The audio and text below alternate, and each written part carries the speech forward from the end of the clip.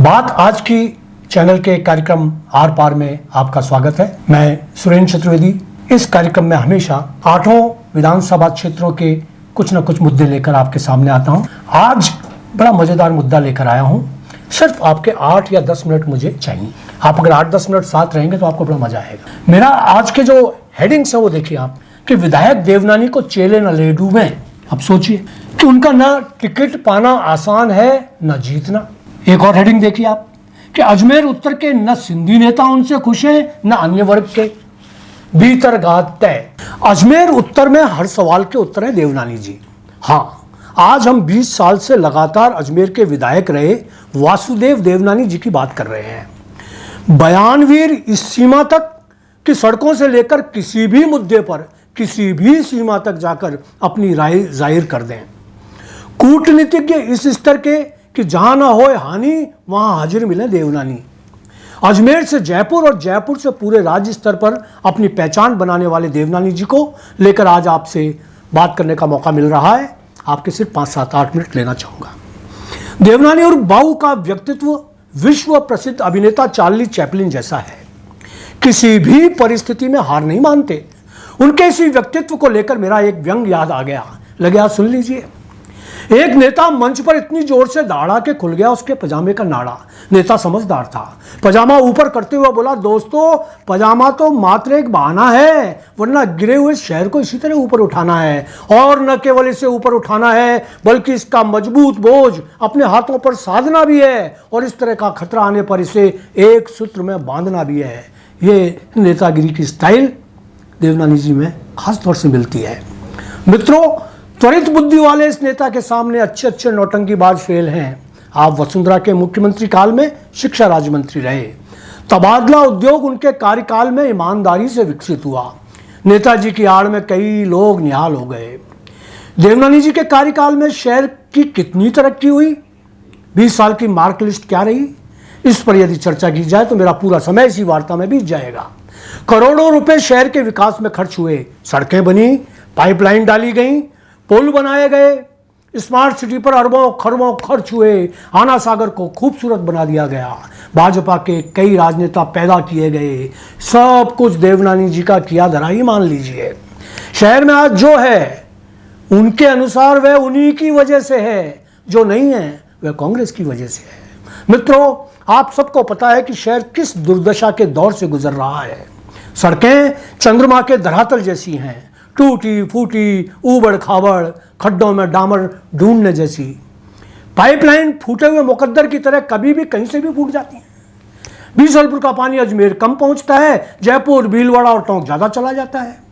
Smart city का पैसा केंद्र से आया और स्थानीय अधिकारियों की बंदर बांट में विकास के अत्ते चढ़ गया। सीमेंट का जंगल तो बन गया स्टेडियम।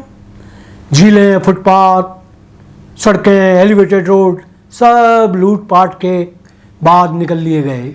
इलायची बाई के आशीर्वाद से भाऊ उर्फ देवनानी जी के सामने यह सब होता रहा, मगर बयानवीर, फोटोवीर देवनानी जी प्रदीप मिश्रा के अंदाज में अजमेर के विकास गंगा की कथा बांसते रहे। विकास हुआ मगर चेलों का।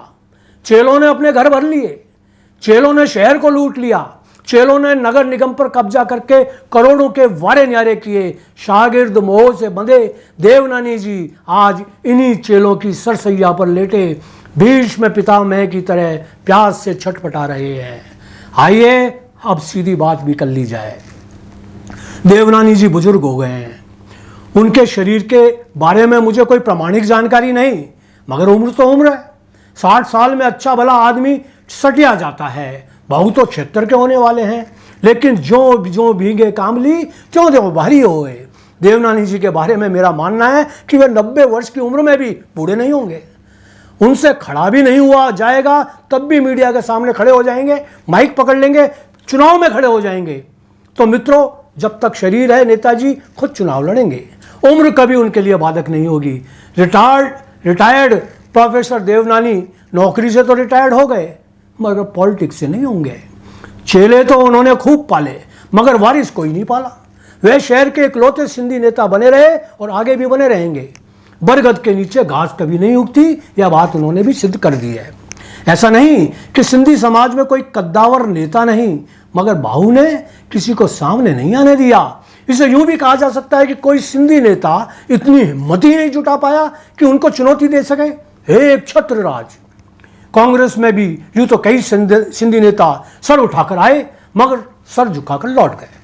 स्वर्गीय मोटवानी जी के बाद तो जैसे कांग्रेस का अजमेर में कोई कद्दावर नेता सामने ही नहीं आ पाया।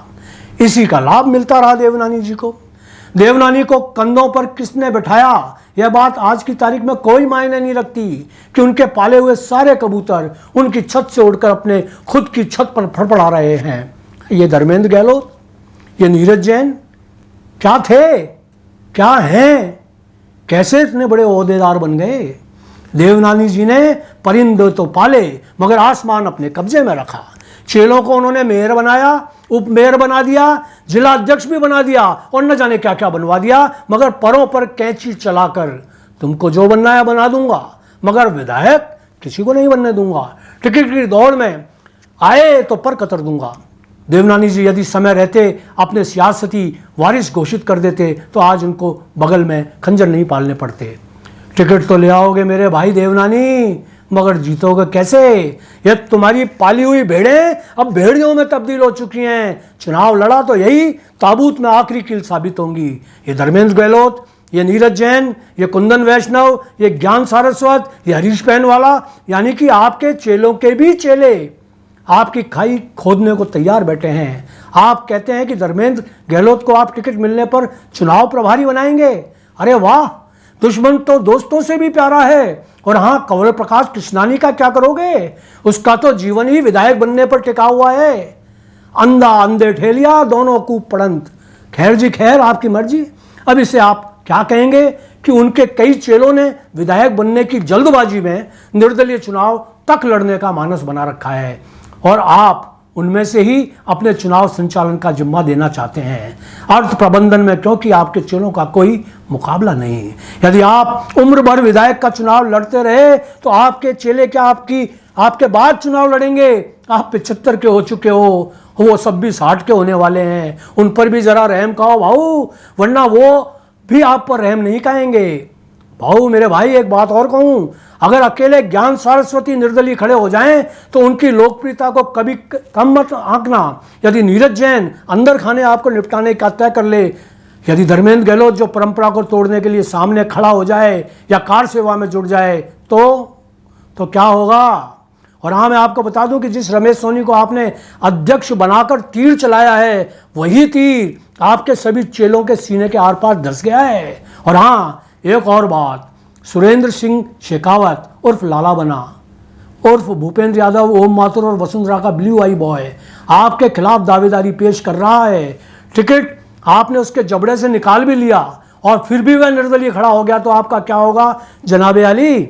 मित्रों, अंत में 100 बातों की एक बात, देवनानी जी का टिकट लाना भी न तो आसान है न जीतना। दोनों मामलों में बहुत कठिन है डगर पनगट की। आज इतना ही, कल फिर नए किरदार के साथ नए अंदाज में मैं आपके सामने इसी कार्यक्रम आर पार में भाग लूंगा। आप बताएं कि आपको कार्यक्रम कैसा लगा। यूट्यूब चैनल सब्सक्राइब करें। धन्यवाद।